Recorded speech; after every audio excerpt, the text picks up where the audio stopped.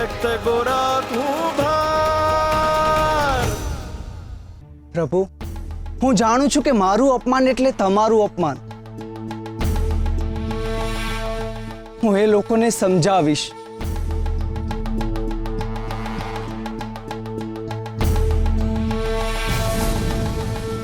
મારે હવે દેવીએ કરેલા મારા એટલે કે સ્વયં કૃષ્ણના અપમાનનું પ્રાયશ્ચિત કરવું પડશે. નહીતર કૃષ્ણનો ગુસ્સો એમની ચરમસીમા આંબી લેશે તો માધવપુર ગામ પર કોપની નદીઓ વહેવા લાગશે.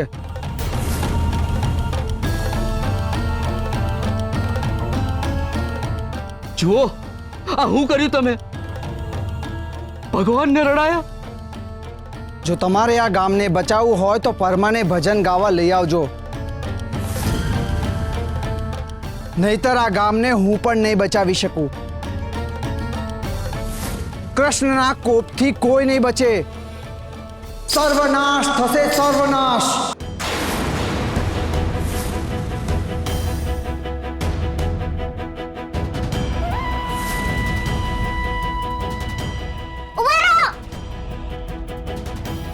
જો તમે મને મારી કલકલ પાછી નહીં આપો ને તો કૃષ્ણ તમને સજા આપશે. તમને.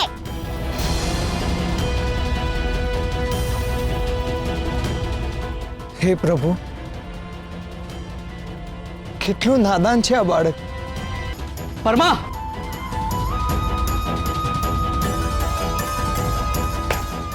એક પાપ તો કર્યું છે, બીજું પાપ ના કરતો. અને બોલ્યા ચાલ્યા વગર ભજન ગાવા આવી જાજે. તારા લીધે આખા માધવપુર ગામને ભોગવવું પડે એવું ના કરતો. ભગત, આ હંધાઈ તો આપણા માથે ચડી ગયા છે. આપણે ભજન ગાવા ન જવું હોય તો ન જઈએ ભગત. ને આ હંધાઈ ગામના લોકો લીલાધરની વાહે ગાંડા થયા છે. અને હવે આપણને આપણા જ આંગણામાં ભજન ગાવાની સજા મળશે. બાપા, તમે ભજન ગાવા નહીં જાઓ તો હાથે કોઈ કોપ ઉતરશે. એવું કઈ ના હોય બેટા. આ તો લીલાધર આખાય ગામમાં ખોટી ભ્રમણા ઊભી કરી રહ્યો છે. એ મારી કરતા શું કામ લઈ ગયા? કૃષ્ણ એમને કોઈ દી માફ નહીં કરે. કૃષ્ણ એમને સજા આપશે. એમના પર કોપ ઉતરશે. બેટા,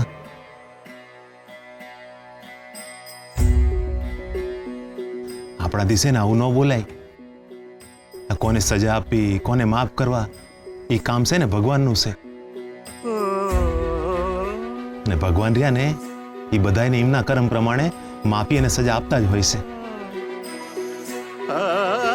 આપણે જો આવું બોલીએ ને બેટા તો આપણા પાપ કર્મ બંધાય.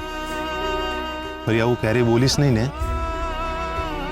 એ નહીં બોલે ને બેટા? ના.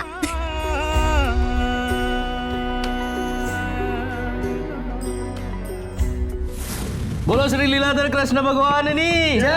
લીલાધર કૃષ્ણ ભગવાનની જય. લીલાધર કૃષ્ણ ભગવાનની જય. પ્રભુ, પૂજારી બાપા તમારી પૂજા કરવા ક્યારની રાહ જોઈ રહ્યા છે. બોલો લીલાધર કૃષ્ણની જય. બોલો લીલાધર કૃષ્ણની જય. બોલો લીલાધર કૃષ્ણની જય. બોલો લીલાધર કૃષ્ણની જય. કલ્યાણ મસ્તુ.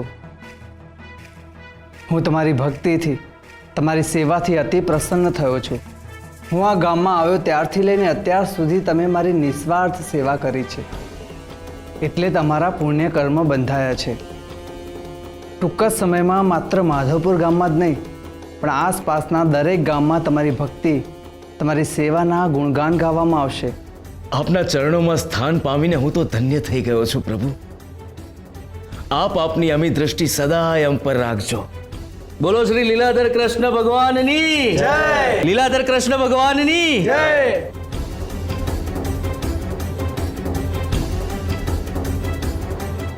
પ્રભુ, આપ આસન ગ્રહણ કરો.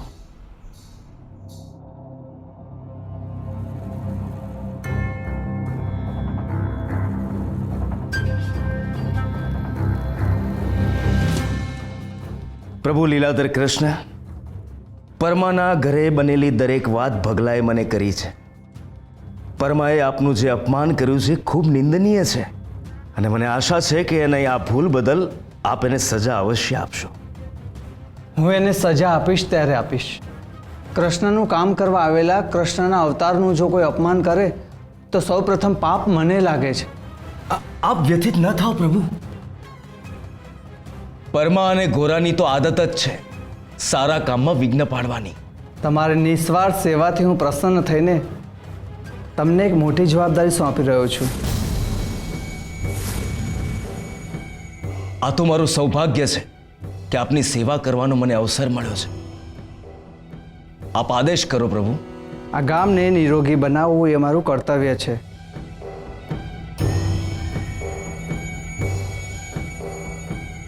તેથી ગામના દરેક લોકો સુધી મારી ઔષધિઓનું પહોંચવું અત્યંત જરૂરી છે. જો ઔષધિ બધા જ લોકો સુધી પહોંચશે તો એ લોકો સંપૂર્ણ સ્વસ્થ રહી શકશે. આ થઈ તનની તંદુરસ્તીની વાત. હવે મનની તંદુરસ્તી માટે એ લોકોએ મારા પ્રવચનમાં આવવું ખૂબ આવશ્યક છે. લોકો મારું પ્રવચન સાંભળવા આવશે અને પોતાનું મન મારી સામે ખોલશે તો જ હું એમના દુઃખ દૂર કરી શકીશ અને સ્વયં કૃષ્ણએ મને સોંપેલી જવાબદારી હું નિભાવી શકીશ. આપ ધન્ય છો પ્રભુ.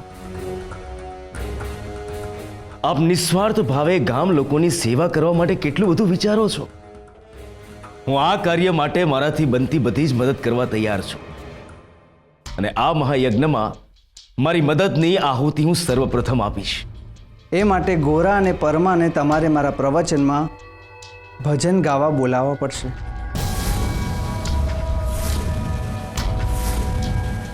પરમાના ભજન આખું ગામ સાંભળે છે. એમના ભજન સાંભળવાની લાલચે લોકો આવશે અને એ રીતે હું બધાનું દુઃખ જાણી શકીશ અને સર્વનું કલ્યાણ કરી શકીશ. આપ નિશ્ચિંત થઈ જાઓ પ્રભુ. ગોરા અને પરમાને ભજન ગાવા માટે લાવવાની જવાબદારી મારી. મને તમારાથી આ જ અપેક્ષા હતી. આજથી પ્રવચનમાં સૌથી પહેલા લોકો તમને પગે લાગશે અને પછી જ મને પગે લાગશે. આટલું બધું માન સન્માન આપવા બદલ હું આપનો આભારી છું પ્રભુ. આ બાળકને આપે શરણે લીધો. હું તો ધન્ય થઈ ગયો. મારો જન્મારો ફળ્યો પ્રભુ, મારો જન્મારો ફળ્યો.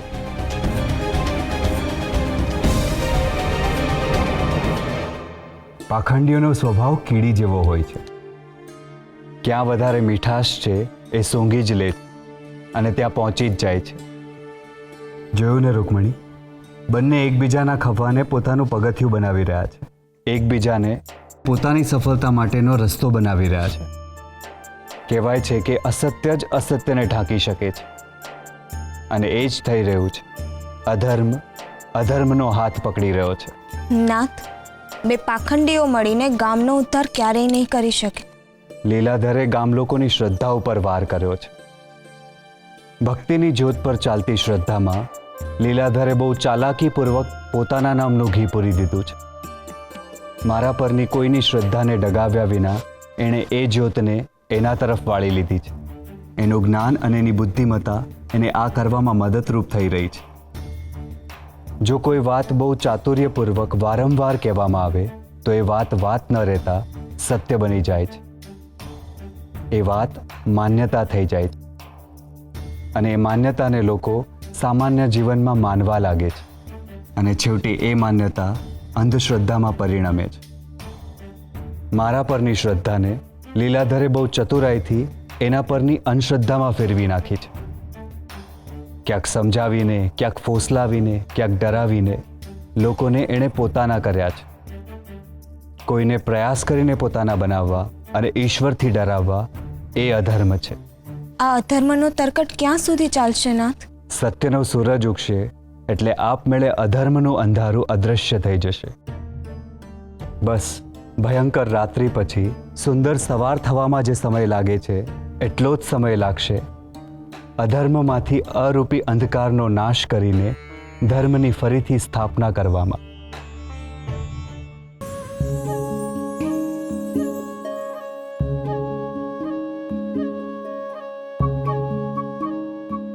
લાગે છે કૃષ્ણ ફરીવાર હંતાઈ ગયા છે.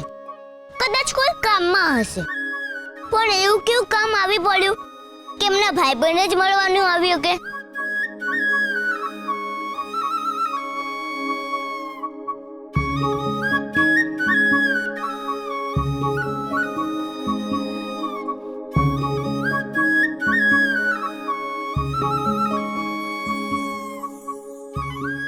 હરી, જીવન કાકા પાસેથી કાગળ ને કલમ ઉધાર લઈને તમને આ કાગળ લખ્યો છે, એટલે આ કાગળ વાંચીને તમે મને જવાબ આપજો.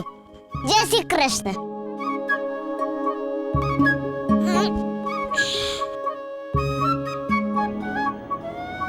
વાલા કૃષ્ણ, તમે મને મળવા કેમ નથી આવી રહ્યા? તમને તો ખબર જ હશે ને કે આ હારું ન થઈ રહ્યું. લીલાધર કાકા અહીંયા આવીને તમારા જેવી વાંસળી વગાડે છે ને માથે મોરપીંછ પણ લગાવે છે. નીકે છે કે એમને તમે મોકલ્યા છે, પણ મને ખબર છે તમે એમને નથી મોકલ્યા.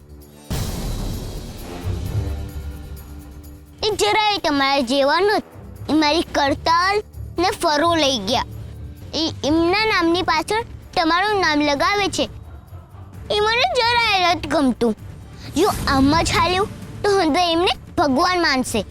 એટલે તમે જલ્દી કંઈક કરો ને ગામમાં આવીને હંધાઈને કહો કે તમે એમને નથી મોકલ્યા. હું તમારી વાત જોઈશ. જો આવવામાં વહેલું મોડું થાય તો કાગળ લખીને મારે શું કરવું એ મને જણાવજો. ભૂલતા નહીં. કૃષ્ણનો પાક્કો ભાઈબંધ ગોરા. જય શ્રી કૃષ્ણ.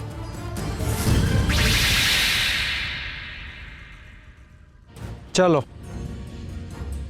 આટલી રાત્રે નિંદર ખરાબ કરીને ગોરાની પાછળ આવ્યો તો કંઈક તો ફાયદો થયો. કૃષ્ણ જ ગોરાને કાગળ લખશે.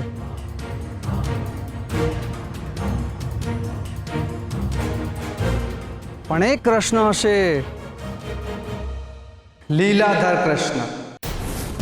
કૃષ્ણનો કાગળ આવ્યો છે એ જોઈને ગોરા ઘેલો ઘેલો થઈ જશે. ગોરાના જીવનમાં પહેલી વાર બનશે કે કૃષ્ણ એને કાગળ લખ્યો. કૃષ્ણ કોઈ દિવસ કાગળ લખે ના, પણ લીલાધર કૃષ્ણ લખે. લીલાધર કૃષ્ણના લખેલા કાગળને કૃષ્ણનો કાગળ માની ગોરા વાંચશે. જય શ્રી લીલાધર કૃષ્ણ.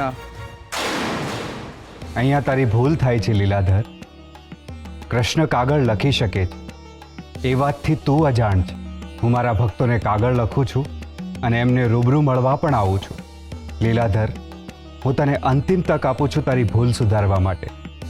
આ અગાઉ મેં તને અનેકવાર તક આપી છે તારી ભૂલ સુધારવા, પણ તું સુધર્યો નથી. હવે આ કાગળ પર તું શું લખે છે એના પર તારું ભવિષ્ય નક્કી થશે. એકવાર શાંત ચિત્તે મનોમંથન કરી જો. કદાચ તને સાચો અને ધર્મનો માર્ગ જડી જાય. મહાભારતના યુદ્ધમાં શકુની મામા ખૂબ જ બુદ્ધિશાળી હતા. જો એ ઈચ્છત તો શ્રેષ્ઠ સલાહકાર બની શક્યા હોત, પણ પોતાના અહમને સંતોષવાની લાલચે તેઓ તરકટ રચનાર્થી વિશેષ કંઈ ન બની શક્યા. દરેક વ્યક્તિની ભીતર એક જ્ઞાની વ્યક્તિ હોય છે. એ જ્ઞાનનો ઉપયોગ તમે સમાજના કે કોઈના કલ્યાણ માટે કરો છો કે પછી માત્ર તમારા હુંપણાને સાબિત કરવા માટે એનો દુરુપયોગ કરો છો? આ બંને વાતોથી તમારું ભવિષ્ય નક્કી થાય છે. જેણે બાવળ વાવ્યા છે એને આંબાનો સ્વાદ ક્યારેય નહીં આવે. જો બુદ્ધિ સાથે જ્ઞાન ના હોય, ભક્તિ ના હોય, તો એ બુદ્ધિને સાચી દિશા મળતી નથી.